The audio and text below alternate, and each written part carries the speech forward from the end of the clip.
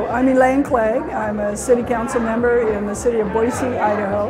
I've been involved with Smart Growth for a long time, and for me it's just creating great places for people to live. Places where they can get to the things that they need easily and conveniently and live in a way that's affordable for them. Boise is a western town that has, this mantra of being the rugged individualist, at the same time that it's actually the mercantile center of a really isolated region, always has been.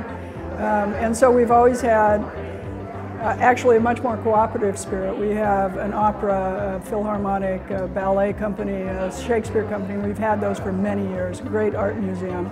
And so we're kind of the cultural center of a big region. We also have a lot of outdoor recreation. We have wonderful, beautiful, big parks right along our river, and there's 52 miles of walking and biking paths on those. We have 10,000 acres in our foothills that we've preserved.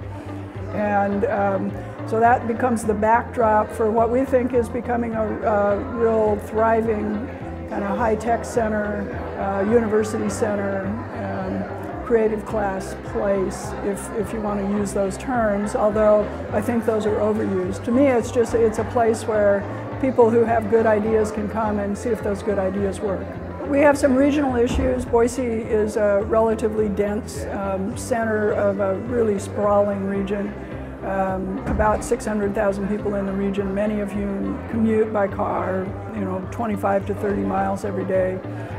So we're trying to develop a master plan, regional long-range transportation master plan that will take advantage of some of the natural transportation corridors that we have. We have a rail corridor that connects the valley right now, but is not used for passenger. We'd like to protect that and hopefully reintroduce either passenger rail or some kind of transit on that corridor. So we're trying to concentrate that long-range transportation plan in making sure that whatever employment nodes and higher density residential nodes that develop are placed in such a way that they can take advantage of the natural transportation that hopefully will be there in the future. We talk a lot nationally about transit being the big idea for smart growth, but I think at least at our level and the size of community that Boise has, it's really about walking and biking. So for me, the end vision is a community where every neighborhood has destinations within walking and biking distance so that they can take at least half the trips that they need to take every day by foot or by bike rather than by getting in a car. We've often looked at pay-as-you-grow as if we just exact enough impact fees out of the developers, then everything will be fine.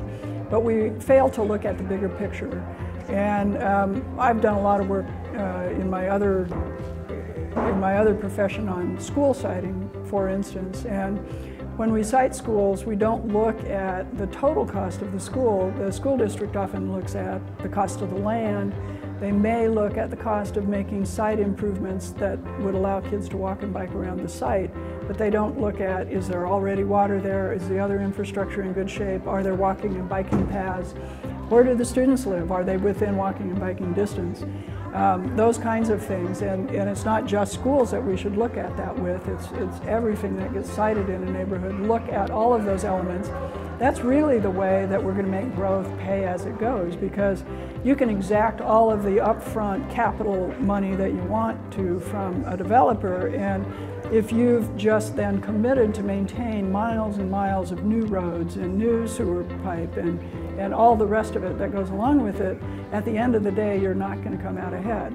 So for me, pay-as-you-go is much more than about getting those upfront capital costs right. It's about making sure that what you build over the long term can be maintained with the money that you know it's going to generate. And we have a really interesting initiative going on right now where we're investing in the river to replace an irrigation diversion with a wave shaper and create a whitewater area on the river where it used to be just kind of a trashy area where nobody wanted to go. At the same time, there's some gravel pits along the edge of the river there, and those are going to become a still water course and also 55 acres of green space park. And so In concert with that, we've done a full-on area master plan for the area around it, recognizing that that's going to attract a lot of people and hopefully development. So what we're trying to do is invest in things that we think the people who, those young creative people who are looking for new opportunities would find attractive and want to come live near.